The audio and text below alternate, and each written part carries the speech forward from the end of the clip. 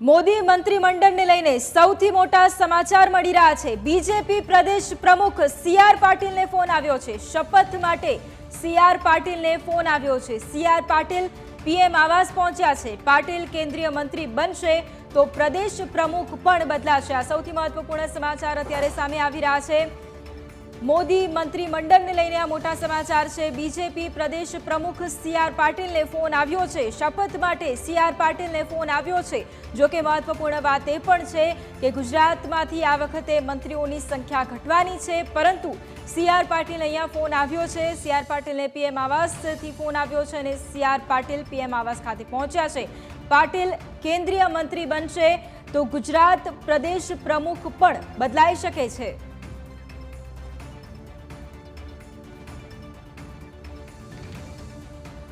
તો એક બાદ એક જે મંત્રીમંડળ માટે જે ખુલાસાઓ થઈ રહ્યા છે તેમાં એક બાદ એક જે સાંસદો છે તેમને ફોન કોલ આવવાની શરૂઆત થઈ ચૂકી છે।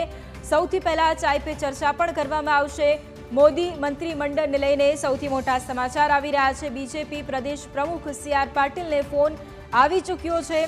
શપથ માટે સી.આર. પાટીલને ફોન આવ્યો છે। સી.આર. પાટીલ કે જે આ વખતે પણ લાખોની લીડ સાથે ફરી એક વખત સાંસદ બન્યા છે, ત્યારે આ વખતે તેમનો સમાવેશ મંત્રીમંડળમાં કરવામાં આવી શકે છે। પાટીલ કેન્દ્રીય મંત્રી બનશે તો મહત્વપૂર્ણ વાત એ પણ છે કે ગુજરાતમાં પણ બીજેપીના પ્રદેશ અધ્યક્ષની જે પોસ્ટ છે તે ખાલી થવાની છે, પરંતુ ગુજરાતમાંથી સી.આર. પાટીલને ફોન આવી ચૂક્યો છે। મનસુખ માંડવિયાની પણ શક્યતાઓ છે, પરંતુ આ વખતે નવસારીમાં સતત ત્રીજી વખત સી.આર. પાટીલનો આ ભવ્ય વિજય થયો। બીજી તરફ ગુજરાતમાં તેમની જે મહત્વપૂર્ણ કામગીરી પણ લઈ વિધાનસભાની ચૂંટણી હોય કે પછી લોકસભાની ચૂંટણીમાં પણ સી.આર. પાટીલની જે કામગીરી રહી છે તેને જોતા જ સી.આર. પાટીલને પણ મંત્રીમંડળમાં સ્થાન મળી શકે છે।